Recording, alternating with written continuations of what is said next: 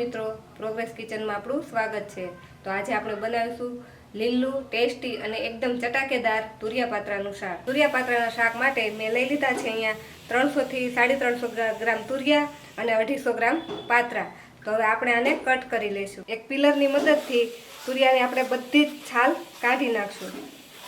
તુરિયા પાત્રાના શાકમાં જે ઉપરની છાલ હોય એ બધી જ કાઢી નાખવાની છે। કડક છાલ સેજે ક્યાંય રહેવા નહીં દેવાની।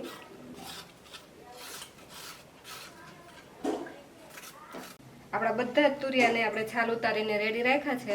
તો આને હવે આપણે 2 થી 2.5 ઇંચના આવી રીતે ગોળ ટુકડા કરી લઈશું।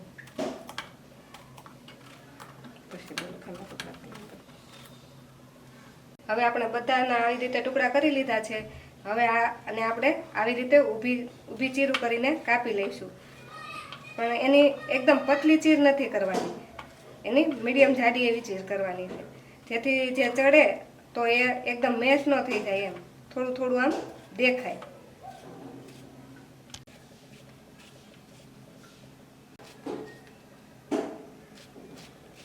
તો હવે આપણા તુરિયા કટિંગ થઈ ગયા છે। તો હવે આપણે આપણા પાત્રા કટિંગ કરી લઈશું। હવે આપણા પાત્રાને આપણે આ રીતે પેલા કાપી લઈશું।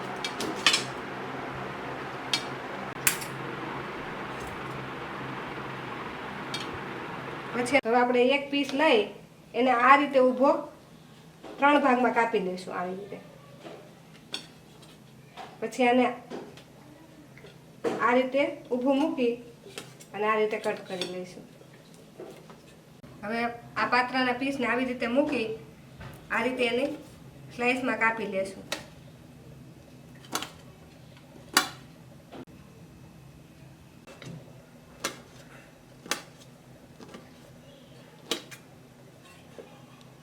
તો હવે આપણા તુરિયા અને પાત્રા બંને કટિંગ થઈ ગયા છે।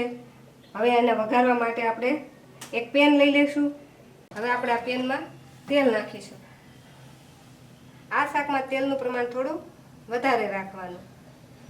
તો આપણે તેલ ગરમ મૂકી દીધું છે। તો એમાં પહેલા આપણે જે કાજુ છે એને થોડાક ફ્રાય કરી લેશું શાકમાં નાખવા માટેના।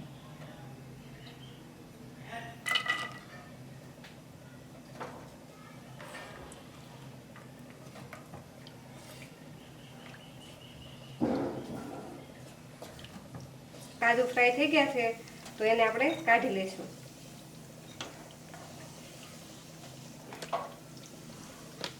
હવે શાક વઘારવા માટે આપણું તેલ ગરમ થઈ ગયું છે તો તેમાં નાખી દઈશું જીરું,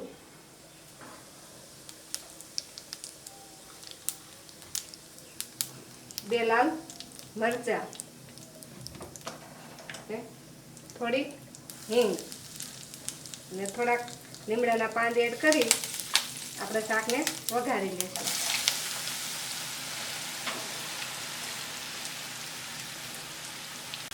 હવે આપણા તુરિયાને સારી રીતે આમાં મિક્સ કરી દઈશું।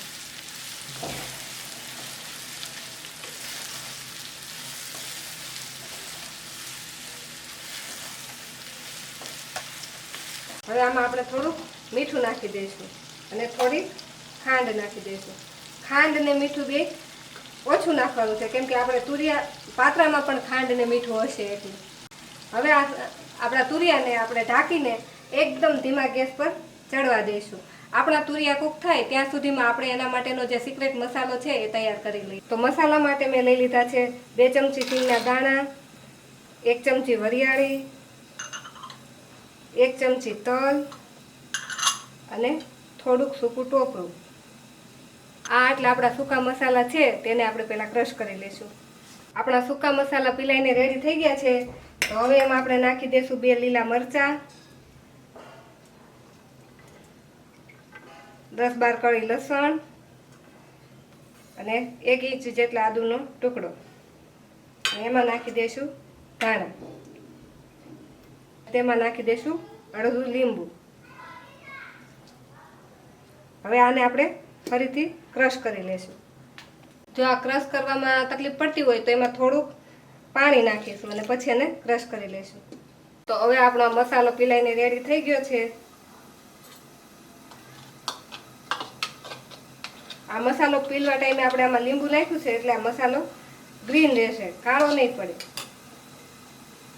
તો હવે આપણે 5 મિનિટ થઈ ગઈ છે, તો આપણે તુરિયા ચેક કરી લઈશું.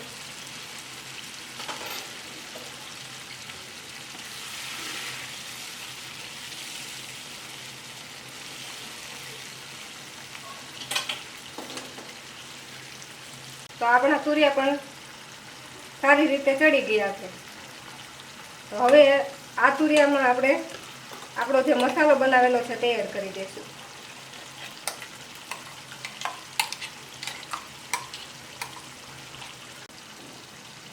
હવે આને તુરિયા સાથે સારી રીતે મિક્સ કરી દઈશું.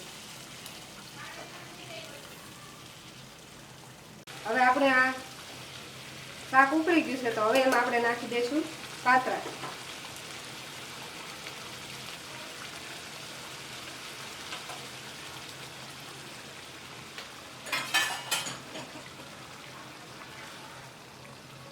પાત્રા નાખી અને સારી રીતે મિક્સ કરી અને ઢાંકીને 5 મિનિટ માટે ચડવા દઈશું.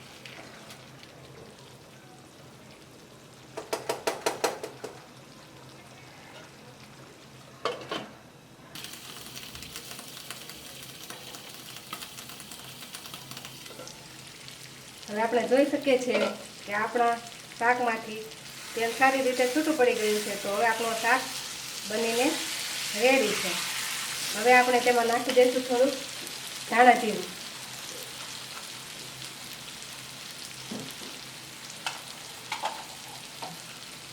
પછી સારી રીતે મિક્સ કરી ગેસને બંધ કરી દઈશું.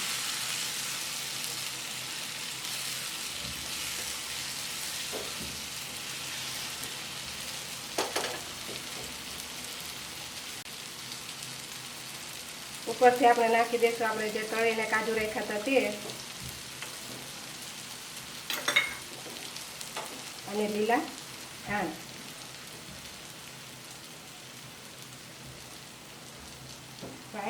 થયું છે ને એકદમ ગ્રીન અને ચટાકેદાર તુરિયા પાત્રાનું શાક. જો તમને અમારી આ રેસીપી ગમી હોય તો અમારી ચેનલને લાઈક કરજો અને પ્રોગ્રેસ કિચન ચેનલને સબસ્ક્રાઈબ કરજો.